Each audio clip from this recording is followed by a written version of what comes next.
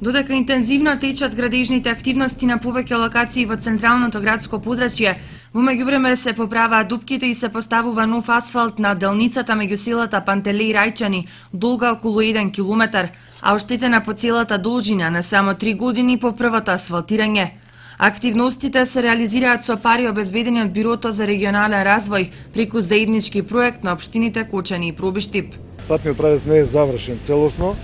Тоа е проект кој што го спроведуваме заедно со Источниот плански регион и ни остана околу 2200 метри кои што треба да се заврши.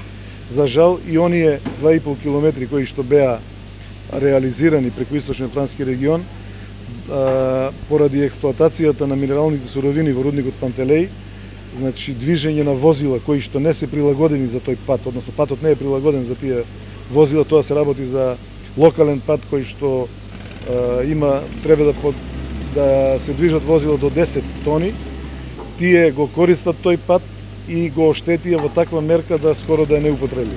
Презимаме мерки заеднички, најпрвин да го санираме целиот тој простор кој што е оштетен и второ да го реализираме до крајот, односно да го споиме Пантелеј со Турско-Рударе.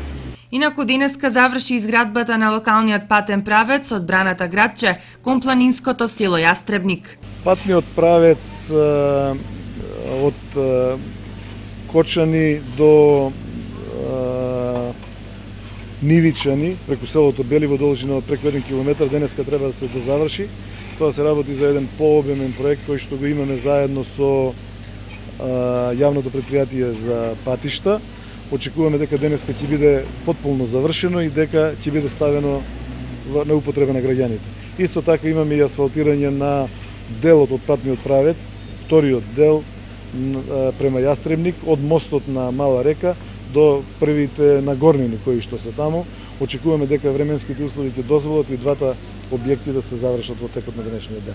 Со помош на Агенцијата за финансиска поддршка на земјоделството и руралниот развој во Македонија заврши реконструкцијата и на 4 улици во неколку населени места во Кочанско. Се асфалтираат 2 улици во Горни Подлог и по една во селата Долни Подлог и Мојанци во вкупна должина од 1 км.